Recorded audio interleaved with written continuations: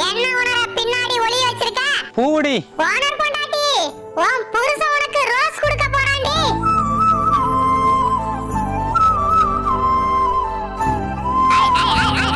வெக்கத்தை பாத்தியா? டாடி.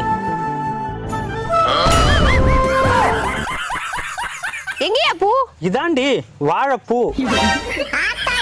கல்யாணத்துக்கு முன்னாடி தாண்டி வாடி போன ரோசாப்பூ கொடுக்கணும். இப்ப வறுக்கிறதுக்கு வாழைப்பூ போதும். ஒரு கல்லுல 2 மாங்காய்.